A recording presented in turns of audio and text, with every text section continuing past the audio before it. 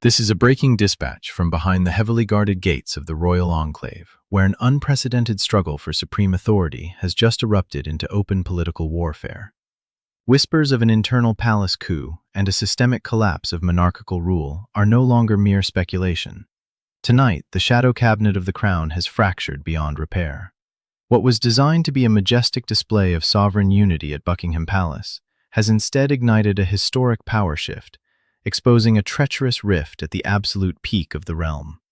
A single calculated defiance, executed in total secrecy, has unraveled decades of delicate constitutional equilibrium, leaving the throne staggering on the precipice of an ideological civil war. The atmosphere inside the grand ballroom was oppressive, thick with the suffocating scent of lilies and the heavy weight of centuries-old precedent. The royal orchestra had barely struck its final chord when a sharp sound pierced the decorum. A gilded chair scraped violently against the polished floorboards. Conversations froze in an instant. Crystal goblets hovered mid-air as foreign dignitaries and high-ranking ministers turned toward the royal table in stunned horror. Princess Anne, the stubborn bedrock of the sovereign estate, stood upright. Her gaze was not fixed on the foreign leaders, nor on the staggering array of state silver, but directly upon Queen Camilla. Without uttering a single word, without allowing her voice to tremble or her composure to break, the Princess Royal turned her back on the monarch and walked out into the shadows of the gallery. Camilla had not been invited. Her sudden presence was no administrative blunder, nor was it a simple breach of etiquette. It was a ruthless, deliberate seizure of territory. She had bypassed the grand public entrance entirely, slipping through a concealed side door reserved for high-level security apparatuses and palace insiders. Moving with a cold, predatory tranquility, she crossed the floor and occupied the vacant seat directly beside King Charles. Beside her, the king sat paralyzed. Anne watched her brother, searching his face for a single flare of resolve, a raised hand, or a verbal command to enforce the solemn oath he had sworn to her in private. None came. Trapped between the ruthless ambition of his wife and the unyielding moral force of his sister, the sovereign withered into silence. That silence was a fatal confession. Anne did not raise her voice, nor did she invoke the royal guard to purge the room of the intruder.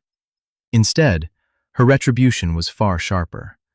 She slowly reached down, picked up her folded ivory place card, and laid it directly beside Charles's trembling hand. For one agonizing second, her cold, piercing eyes locked onto his, burning through the veneer of his majesty.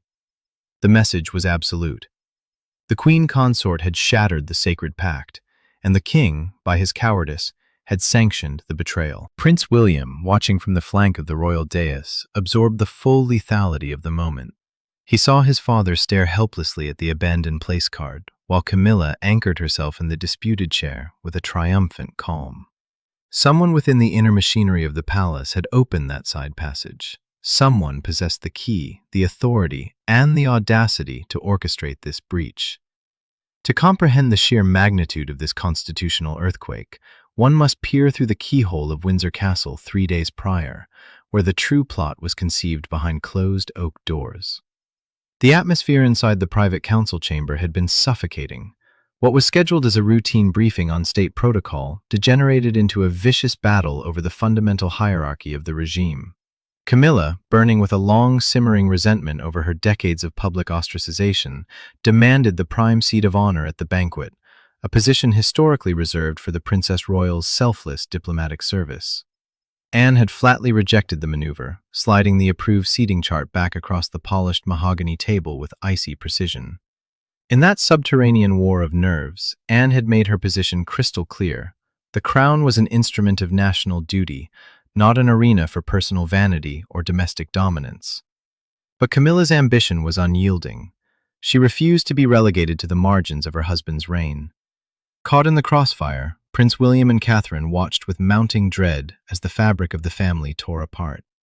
Seeking to prevent an outright mutiny, King Charles made a binding promise to his sister. Camilla would be kept away from the banquet entirely. Anne accepted the pledge with a grave warning. She assured the king that if his word failed, she would not create a vulgar spectacle. She would simply walk out, leaving him to face the world alone in his dishonor. 3 days later, the trap snapped shut. The heavy oak doors of the grand ballroom swung shut with an ominous thud, severing the glow of the banquet from the icy silence of the corridor. The muffled sound of stringed instruments and polite diplomatic laughter faded into a suffocating quiet. Princess Anne had taken only a few steps toward the secluded staircase when the rustle of heavy silk echoed behind her. Queen Camilla had pursued her into the shadows. Stripped of the watching eyes of foreign dignitaries, the facade of royal harmony evaporated. For the first time on that fateful night, the two titanesses of the crown faced each other in an atmosphere thick with venom and unhealed institutional wounds. Anne halted near the stone stairs, her countenance an unyielding mask of granite. She did not flinch as Camilla closed the distance, her eyes burning with reckless intensity. The queen consort was not seeking reconciliation.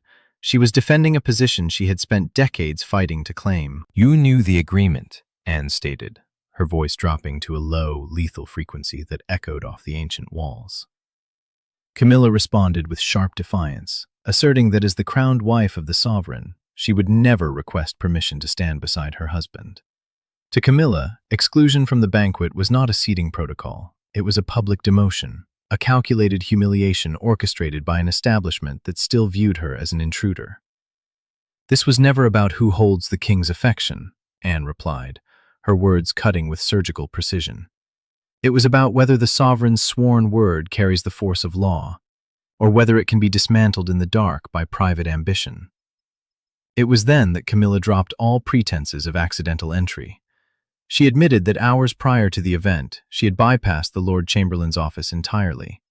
Utilizing a confidential royal directive, a private authorization mechanism reserved for administrative control, she had compelled a senior household official to subvert security parameters. The side passage had not been unlocked by mistake, it had been breached by design. Camilla had executed a quiet palace coup, proving her influence could override the king's explicit promise. Before the confrontation could escalate further, the shadow of Prince William lengthened across the corridor floor. The Prince of Wales approached with a heavy, deliberate cadence, his expression dark with the realization that the monarchy had reached an unprecedented fracture. He looked between his aunt and stepmother, his silence carrying the weight of a future monarch measuring the collapse of the present. With cold formality, William delivered the king's urgent command. Both women were to report immediately to the sovereign's private sitting room. The battle line was no longer a personal feud. It had evolved into an existential trial for King Charles, who was now forced to sit in judgment over his shattered house. Inside the private sitting room, the atmosphere was suffocating, heavy with the scent of old paper and impending catastrophe.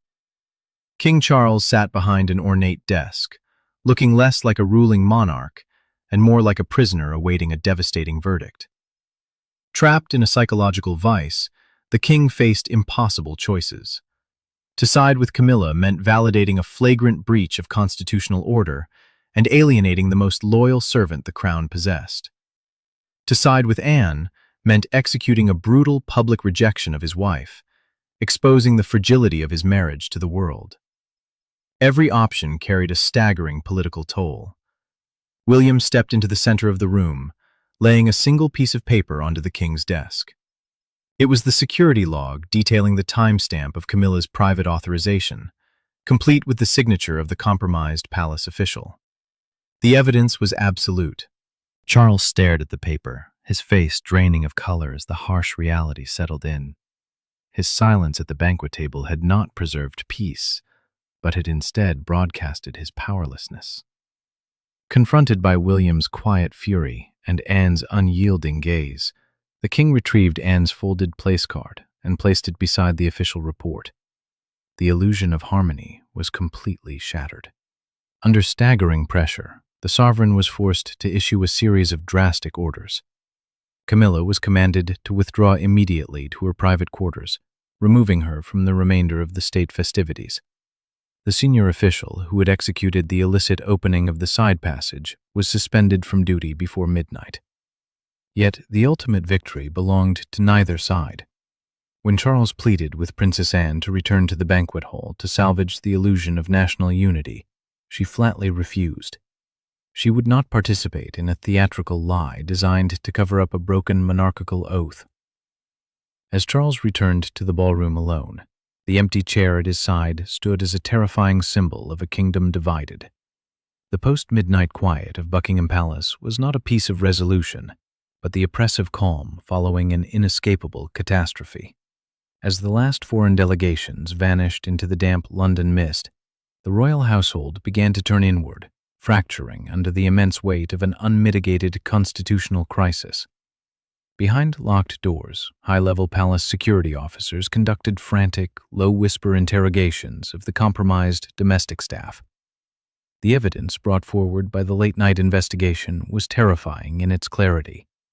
Queen Camilla's sudden intrusion had not been an impulsive, emotional gesture, but a meticulously planned infiltration.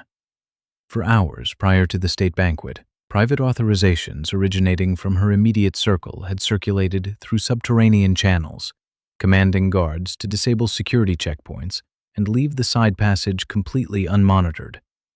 It was a stark demonstration of a shadow network operating within the sovereign estate, anchored structure that had rendered the king's authority utterly meaningless. Before the first pale rays of dawn filtered through the heavy fog above the Thames, King Charles summoned Princess Anne and Queen Camilla to his private library. The room, lined with ancient state archives and mahogany bookcases, offered no grand audience chamber, no ceremonial distance, and no official stenographers. Here, stripped of public artifice, the three central figures of the sovereign house met for an unavoidable reckoning. Prince William stood near the curtained windows, his arms folded tightly, acting as an unyielding sentinel for the crown's future line.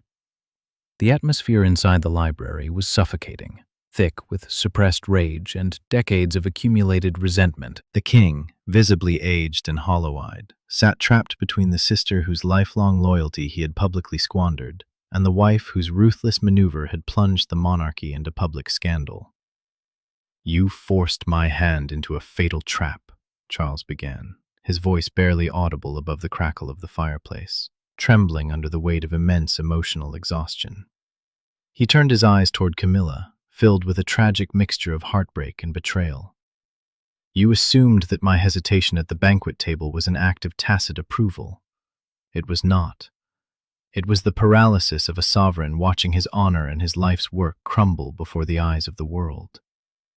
But Camilla did not retreat. Standing tall, her countenance hardened by years of surviving public hostility, she delivered her cold ultimatum. "I did not endure decades of public vilification, exile, and contempt merely to be treated as an inconvenient guest in your reign," she declared, her voice steady and sharp. "To accept exclusion from that table was to accept my own permanent delegitimization. If your solemn promise to your sister required my erasure, then your promise was an act of aggression against your queen." It was at that moment that Princess Anne stepped forward, her presence radiating a chilling, absolute authority that silenced the room. She did not raise her voice, nor did she engage in emotional theatrics. "This was never about your pride, Camilla, nor was it about your private position," Anne said, her piercing eyes locking onto the queen consort with devastating force. "The crown is not a trophy to be seized in the dead of night, nor is it a personal vehicle for domestic dominance. It is an unyielding duty bound entirely by trust. When the king's word becomes a negotiable currency, the foundation of the monarchy collapses." Turning directly to her brother, the Princess Royal delivered her final ultimatum. "You sacrificed institutional integrity to avoid a brief moment of domestic discomfort. You communicated to every official and every citizen that private influence governs this palace, not law. If this shadow authority is permitted to stand, my service to this crown ends here and now." The silence that descended upon the library carried the crushing weight of an impending dynastic collapse. Charles sat motionless behind his desk, staring into the abyss of his own shattered authority. The balance of power, manipulated for years through emotional compromise, snapped violently back to the cold imperative of sovereign survival. With a heavy heart and trembling fingers, the king reached for a sheet of official parchment. In a historic act of sovereign self-correction, Charles drafted an immediate executive order. Camilla's private office was permanently stripped of all administrative authority over state protocols and ceremonial access. The compromised official who opened the side passage was dismissed without honor, and all future security oversight was transferred directly to Prince William. The shift was absolute. Justice had triumphed over ambition, but the emotional core of the royal house lay in ruins. Camilla stood frozen as her influence evaporated into ink, while Anne inclined her head in grim, unsmiling acceptance. Morning broke over London not with the warmth of a new beginning, but with the cold, gray dawn of a transformed regime. The immediate aftermath of the midnight purge left Buckingham Palace shrouded in an uncomfortable, institutional silence. The public narrative, meticulously crafted by palace press officers, attempted to frame the night's events as a minor protocol misunderstanding. But the global press corps knew better. Front pages across the world splashed images of the abandoned chair beside King Charles, turning a private domestic rift into an enduring symbol of systemic fragility. The illusion of absolute monarchical unity had been shattered beyond repair. In the corridors of power, courtiers moved with muted steps, acutely aware that the delicate equilibrium governing the House of Windsor had been irrevocably altered. The sovereign estate had entered a cold new reality, where hidden influence was no longer tolerated, and where every gesture carried the grave weight of institutional survival. For Queen Camilla, the fall from grace was as total as it was agonizingly quiet. Stripped of her covert influence over state ceremonial arrangements and isolated within the high walls of the palace, she found herself inhabiting a gilded cage of her own making. The shadow network of sympathetic officials she had cultivated over years was systematically dismantled, replaced by strict loyalists bound directly to the crown's formal apparatus. Her victory at the banquet table, a fleeting, bitter triumph that lasted mere minutes, had cost her the very legitimacy she had sacrificed decades to achieve. The public saw a queen consort publicly humiliated, while the palace inner circle viewed her as a compromised entity whose ambition had jeopardized the entire dynasty.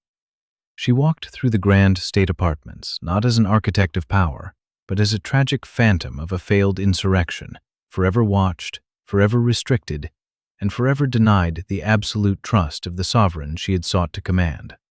King Charles carried the heaviest burden of all, bearing the quiet, fatalistic agony of a monarch who understood that his reign had been permanently scarred.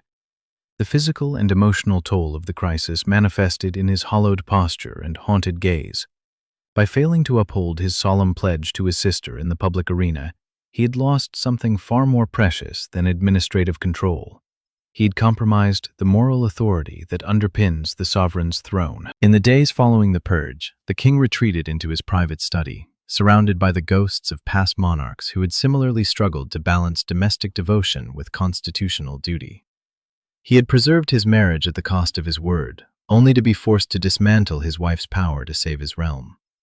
It was a tragic, Pyrrhic victory, a stark reminder that the crown demands total sacrifice, devouring personal happiness and leaving only the cold, unyielding weight of the office. In the shadow of his father's diminishing stature, Prince William emerged as the undisputed, de facto custodian of the crown's future. The young prince, having witnessed the structural breakdown firsthand, assumed sweeping oversight of palace operations and security protocols. His authority was no longer merely prospective, it was active, immediate, and unyielding. Working alongside Catherine, William set about reinforcing the boundaries of monarchical discipline, ensuring that private ambition would never again subvert state duty. For William, the crisis served as a solemn, sobering rehearsal for his own inevitable accession. He looked upon the fractured house not with anger, but with a cold, strategic clarity. The transition of true power had silently begun, shifting away from the troubled present and anchoring itself firmly in the disciplined, uncompromised promise of the future. Princess Anne returned to her public duties without fanfare, victory speeches, or demands for public vindication. The Princess Royal had not sought to destroy her brother's peace or humiliate the Queen Consort. She had acted solely to preserve the sacred pact between the sovereign and the nation. In her quiet resilience, she stood as a living testament to an older, unbending ethos of royal service, one where personal desires are utterly subservient to the integrity of the crown. Yet, even in her triumph, there was no joy. The empty chair at the banquet had saved the institution, but it had permanently fractured the family. As she moved through her relentless schedule of state engagements, the Princess Royal carried the silent grief of a sister who had been forced to break her brother's heart in order to save his kingdom from its own internal shadows. History teaches us that power within the walls of great palaces is rarely lost in dramatic battles on open fields. It evaporates in quiet rooms, through broken promises, subtle betrayals, and the unbearable weight of arrogance. The night the chair was abandoned at Buckingham Palace will be remembered as a decisive turning point in modern monarchical history, a moment when the illusion of absolute authority collided with the unyielding reality of constitutional obligation. Empires fall not from external assault, but from the decay of their internal covenants. As the sun sets over the ancient stones of London, the throne remains standing, but its light burns dimmer, casting long, dark shadows over those who dared to gamble with its sacred trust. Thank you for watching. Please make sure